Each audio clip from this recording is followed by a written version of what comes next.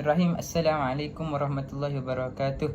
Alhamdulillahirabbil alamin wassalatu wassalamu ala asyrafil anbiya'i wal mursalin wa ala alihi wasahbihi ajma'in. Tak kenal maka tak cinta.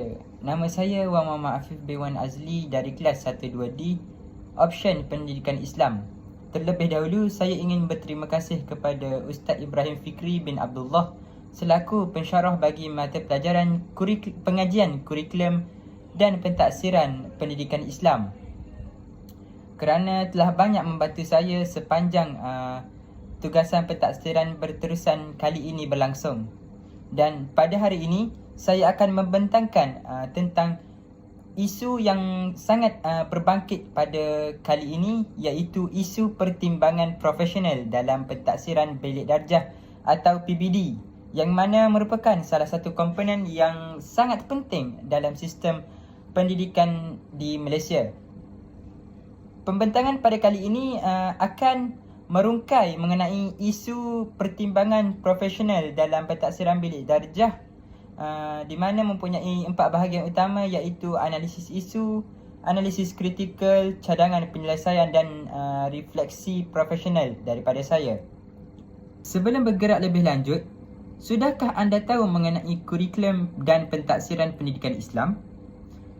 Kurikulum dan pentaksiran dalam pendidikan Islam ialah dua komponen yang sangat penting yang mana saling berkait dalam memastikan proses pengajaran dan pembelajaran berjalan secara sistematik, berkesan dan mencapai matlamat yang ditetapkan. Kurikulum pendidikan Islam ialah perancangan pembelajaran yang merangkumi isi kandungan, objektif dan kaedah pengajaran untuk membentuk murid dari segi akidah, ibadah dan akhlak yang mana digubal oleh Kementerian Pendidikan Malaysia. Manakala pentaksiran pendidikan Islam pula ialah proses menilai tahap penguasaan dan penghayatan murid terhadap pembelajaran tersebut melalui kaedah seperti ujian, pemerhatian dan amali, contohnya melalui pentaksiran bilik darjah.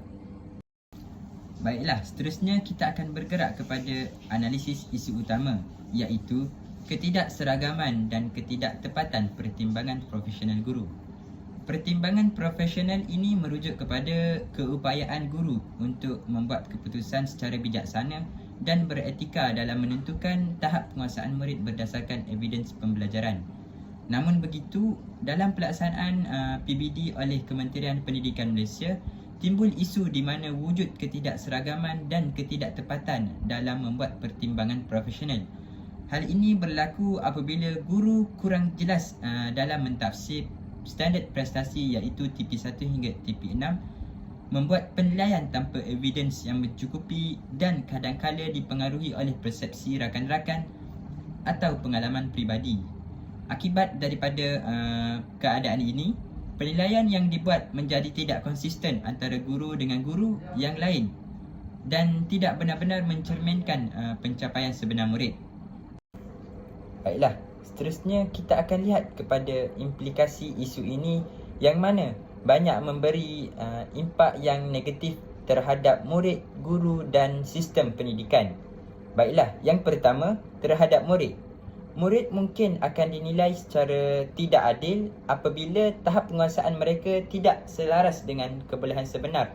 Perkara ini boleh menjejaskan motivasi dan juga keyakinan diri mereka dalam pembelajaran. Yang kedua, terhadap guru, yang mana guru berisiko kehilangan kredibiliti profesional apabila keputusan pentaksiran mereka dipersoalkan oleh rakan sejawat atau ibu bapa. Dan yang ketiga, terhadap sistem pendidikan, yang mana ketidakseragaman penilaian ini boleh menyebabkan terjejasnya kesahan dan kebolehpercayaan PBD sebagai satu sistem pentaksiran yang holistik dan autentik. Jelaslah kita dapat lihat di sini bahawa isu pertimbangan profesional ini memberikan kesan negatif terhadap sektor pendidikan di Malaysia.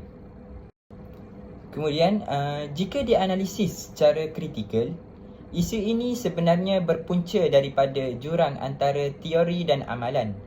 Walaupun PBD menekankan pentaksiran yang autentik dan berterusan, Pelaksanaannya sangat bergantung kepada keupayaan guru dalam membuat pertimbangan profesional. Hal ini kerana guru memainkan peranan penting dalam membuat penilaian terhadap murid-murid. Namun, tanpa latihan yang berterusan, garis panduan yang jelas dan budaya kolaboratif dalam kalangan guru, maka pertimbangan profesional ini mudah menjadi subjektif dan tidak konsisten. Selain itu, beban kerja guru yang tinggi juga menyumbang kepada masalah ini. Hal ini menyebabkan pentaksiran kadang-kala dibuat secara surface level, iaitu sekadar untuk memenuhi keperluan dokumentasi sahaja, tanpa dianalisis secara mendalam terhadap perkembangan murid. Baiklah, terpaparnya saya di sini adalah untuk mencadangkan jalan penyelesaian di mana terdapat beberapa cadangan penyelesaian yang boleh dilaksanakan. Cadangan yang pertama adalah pelaksanaan moderasi pentaksiran. Pertama ialah pelaksanaan moderasi pentaksiran di peringkat sekolah secara berkala. Moderasi ini merujuk kepada perbincangan profesional antara guru bagi menyelaraskan pentafsiran standard prestasi, membandingkan evidence murid dan seterusnya mencapai persetujuan bersama dalam penetapan tahap penguasaan murid. Secara justifikasinya, pendekatan ini selaras dengan amalan profesional global yang mana menekankan kolaborasi guru bagi meningkatkan kesahan dan kebolehpercayaan pentaksiran. Seterusnya, cadangan yang kedua adalah penggunaan pendekatan berasaskan data dan evidence. Guru perlu mengumpul pelbagai bentuk evidence seperti lembaran kerja, pemerhatian, pembentangan dan portfolio murid, di mana pengumpulan tersebut dapat membantu guru untuk mencatat setiap perlakuan murid dan perkembangan murid, di mana dapat membantu untuk menyelesaikan isu pertimbangan profesional. Selain itu, sejajar dengan arus kemodenan di mana penggunaan teknologi digital seperti Google Classroom atau aplikasi pentaksiran juga boleh membantu guru untuk merekod dan menganalisis data dengan lebih sistematik. Dan secara justifikasinya, kita dapat lihat pendekatan berasaskan data ini dapat memastikan pertimbangan profesional dibuat secara lebih objektif, telus dan boleh dipertanggungjawabkan. Baiklah, dan cadangan yang terakhir daripada saya ialah meningkatkan latihan profesional berterusan kepada guru, di mana latihan yang diberikan kepada guru dapat meningkatkan pengetahuan guru untuk menilai sejauh mana pencapaian murid. Antara latihan yang perlu diberi penekanan ialah pentaksiran autentik, pembinaan rubrik dan tafsiran standard prestasi. Hal ini kerana latihan berterusan ini dapat meningkatkan kompetensi guru dan mengurangkan kebergantungan kepada tafsiran yang subjektif. Baiklah, kita bergerak kepada refleksi profesional. Sebagai seorang bakal guru pendidikan Islam, saya menyedari bahawa pertimbangan profesional bukan sekadar proses membuat penilaian, tetapi ia merupakan satu amanah yang perlu dilaksanakan dengan penuh integriti dan keadilan.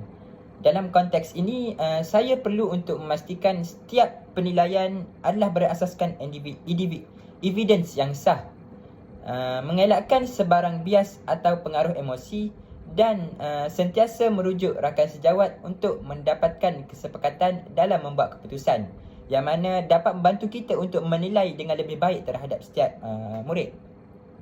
Selain itu, saya juga perlu melihat diri sebagai ejen perubahan yang berperanan untuk memperkukuhkan pelaksanaan PBD agar lebih berkualiti dengan mengamalkan sikap yang reflektif dan terbuka terhadap penambahbaikan. Saya dapat memperbaiki amalan pentaksiran dari semasa ke semasa. Akhirnya, pertimbangan profesional yang beretika akan memastikan pentaksiran bukan sahaja menilai pencapaian murid, tetapi juga membantu mereka berkembang secara holistik selaras dengan aspirasi pendidikan negara. Baiklah, sebagai kesimpulan, isu pertimbangan profesional dalam PBD merupakan Cabaran utama dalam memastikan pentaksiran yang adil dan berkualiti. Kita dapat lihat di sini bahawa ketidakseragaman penilaian, kekurangan evidens dan pengaruh subjektiviti perlu ditangani melalui pendekatan yang lebih sistematik seperti moderasi pentaksiran, penggunaan data dan evidens serta latihan profesional berterusan kepada guru-guru. Dengan komitmen guru terhadap etika dan profesionalisme, PBD mampu untuk menjadi sebagai alat pentaksiran yang lebih autentik dan bermakna dalam sistem pendidikan. Sebagai seorang guru, perlulah anda untuk sentiasa memberikan komitmen yang tinggi dan beretika sepanjang melaksanakan pertimbangan profesional terhadap setiap murid. Baiklah, di atas adalah senarai rujukan yang dapat saya simpulkan. Itu sahaja daripada saya. Sekian, wabillahi taufiq wal hidayah. Wassalamualaikum warahmatullahi wabarakatuh. Sekian, terima kasih.